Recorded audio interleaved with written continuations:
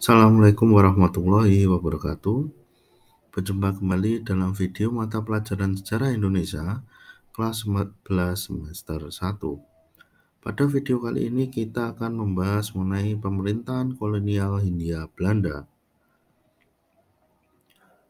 Tema yang akan kita bahas dalam video ini diantaranya sebagai berikut.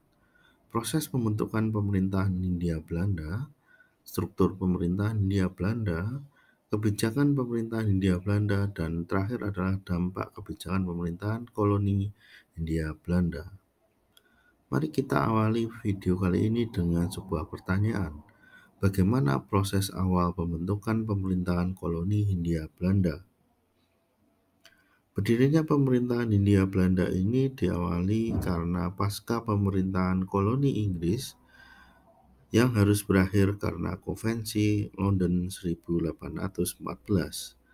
di mana dalam sebuah isinya adalah Nusantara harus diserahkan kembali kepada koloni Belanda.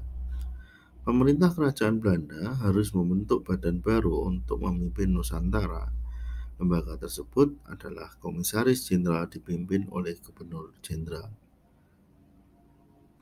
Struktur pemerintahan Komisaris Jenderal. Komisaris Jenderal dibentuk oleh Pangeran William ke-6 yang beranggotakan 3 orang, yakni Cornelis Theodorus Eliot, Arnold Ardian Bugis, dan Alexander Graham Philip Baron van der Capellen. Semula Eliot ditunjuk sebagai ketua, tetapi kemudian digantikan oleh van der Capellen sebagai ketua dan sekaligus sebagai gubernur jenderal. Jika kita lihat struktur pemerintahan dalam sebuah bagan, maka yang paling atas adalah kerajaan Belanda dipimpin oleh Pangeran William ke-6. Di bawahnya baru ada Komisaris Jenderal, yaitu dipimpin oleh Gubernur Jenderal van der Capellen, dibantu Wakil Gubernur 1 Cornelis Eliot, Wakil Gubernur 2 A.G. Philip Baron. Dan yang terakhir, yang paling bawah adalah pemerintahan lokal koloni. Pada tahun 1902 terjadi reformasi birokrasi pemerintahan melalui peraturan Reglement of Het Beleid de Regering van Nederlands-Indië yang mengatur daerah secara sentralistik. Setiap pejabat pusat yang tersebar seluruh wilayah administratif. Jawa dibagi menjadi daerah administratif, residen, afdeling, distrik, dan underdistrik. Jika kita lihat struktur pemerintahan Gubernur Jenderal, ini di paling atas ada kerajaan Belanda, kemudian membawai pemerintah kolonial, di mana pemerintahan kolonial Hindia Belanda ini dipimpin oleh Gubernur Jenderal. Nah, ketika Gubernur Jenderal ini terdapat 2 pegawai pemerintahan. Yang satu adalah pegawai pemerintahan kolonial, yang kedua adalah pegawai kolonial dari pribumi. Pegawai kolonial yang pertama ada gubernur, residen, dan konreleur. Sedangkan pegawai kolonial pribumi ada kasunanan atau kasultanan, bupati, dan wedono. Bagaimana kebijakan pemerintah kolonial Hindia Belanda? Nah, pada sesi ini kita akan membahas satu persatu gubernur jenderal. Diawali dari Komisaris Jenderal. Kebijakan Komisaris Jenderal ini yang pertama adalah otoritas koloni, di mana eksploitasi kekayaan di tanah jajahan langsung ditangani oleh pemerintah Hindia Belanda agar segera mendatangkan keuntungan bagi negara induk. Para komisaris jenderal sepakat untuk mengadopsi beberapa kebijakan yang pernah diterapkan oleh Raffles. Undang-undang pemerintah untuk negeri jajahan Reglement pada tahun 1815. Kebijakan yang kedua, Komisaris Jenderal menerapkan kebebasan usaha di koloni dengan mengusahakan kebebasan penduduk dan swasta berusaha di tanah jajahan. Yang kedua adalah pelaksanaan pertanian dilakukan secara bebas. Komisaris Jenderal dianggap tidak mampu memberikan keuntungan yang diharapkan oleh Belanda, kemudian diganti dengan Gubernur Jenderal.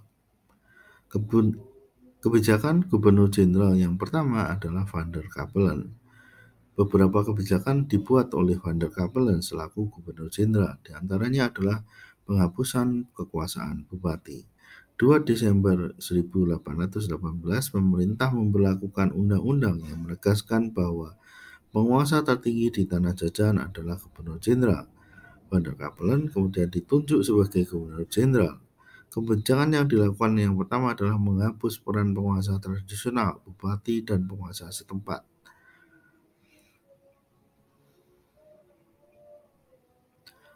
Yang kedua adalah sewa tanah dan pajak tetap. Kebijakan Van der Capellen berkembang ke arah sewa tanah yang menimbulkan protes dari para pejabat lokal.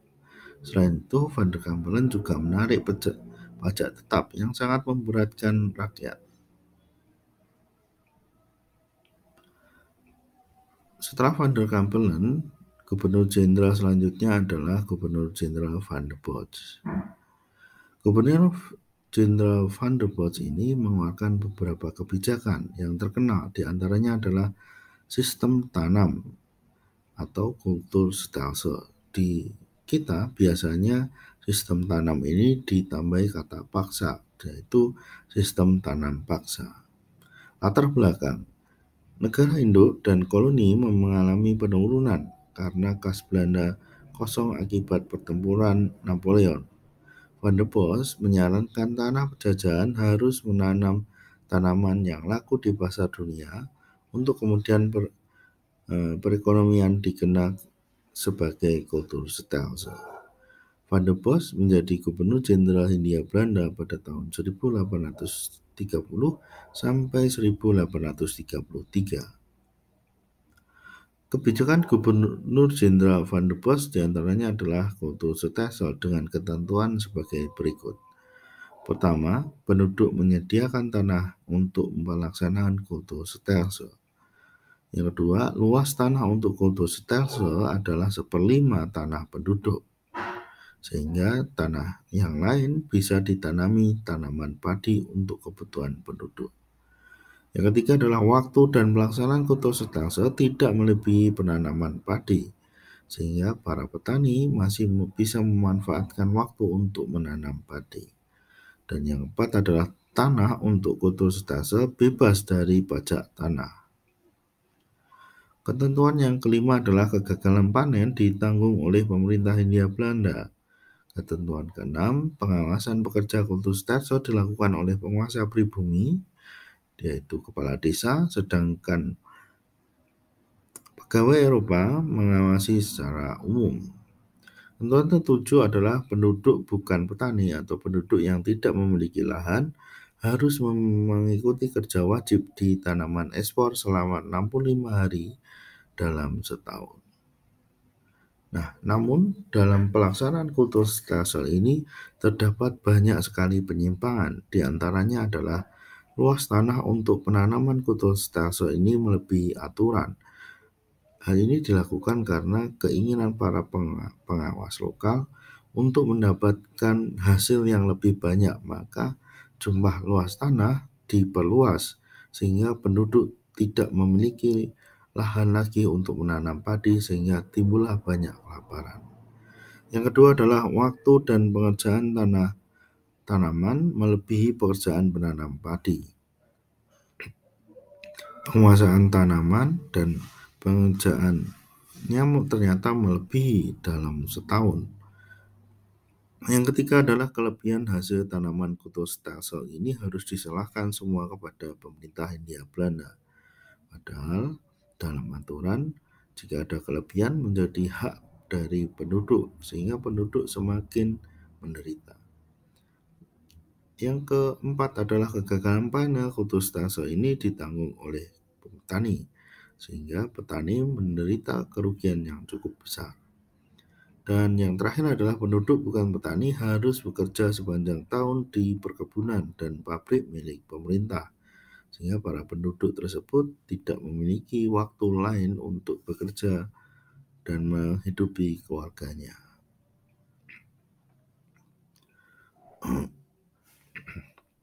Dampak dari kebijakan sistem tanam paksa.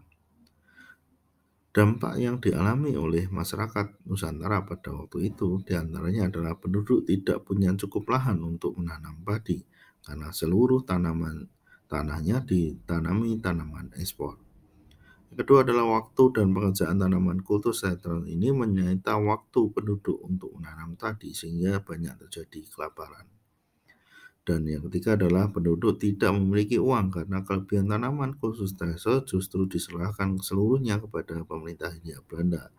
Dan yang terakhir adalah perilaku korupsi baik dari pegawai Eropa maupun penguasa pribumi untuk mengeruk sebanyak-banyaknya hasil tanah yang ada di Nusantara.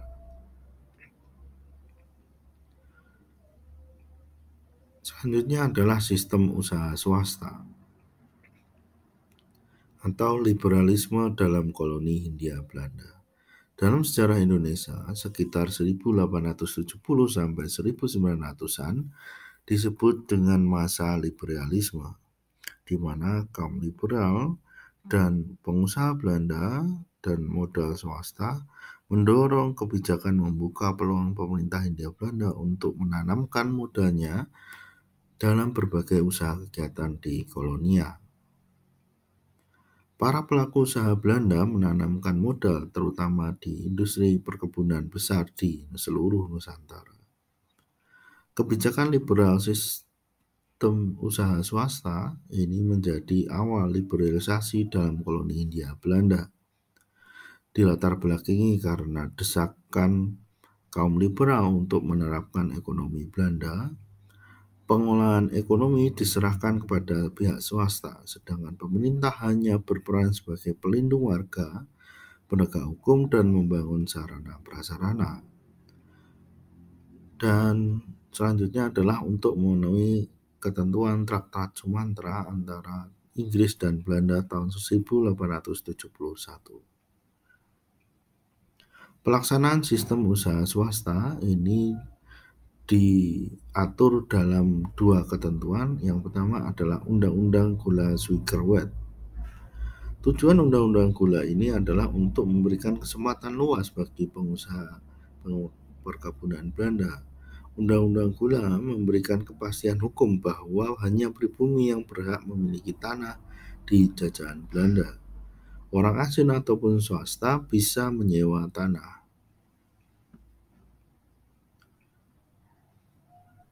Namun dalam pelaksanaan sistem usaha swasta ini, Undang-Undang Gula secara resmi menghapus budidaya tebu dan pabrik gula yang dikelola oleh pemerintah koloni Belanda.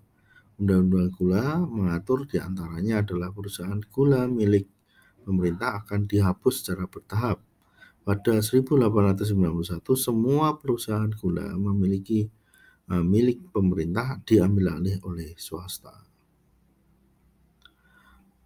Undang-Undang Agraria atau Agraris Wet. Undang-undang ini dikeluarkan untuk melindungi kepemilikan tanah pribumi agar tidak diambil secara sepihak oleh pihak swasta.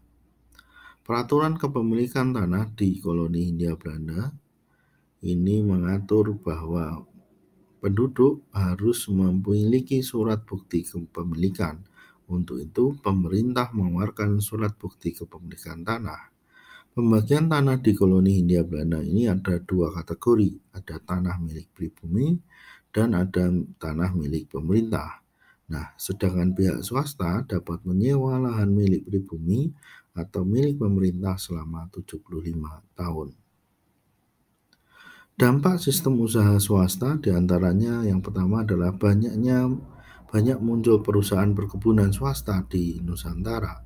Yang kedua adalah berdirinya perusahaan pabrik pengelola hasil perkebunan seperti pabrik tebu, pabrik teh, pabrik kopi, dan lain-lain.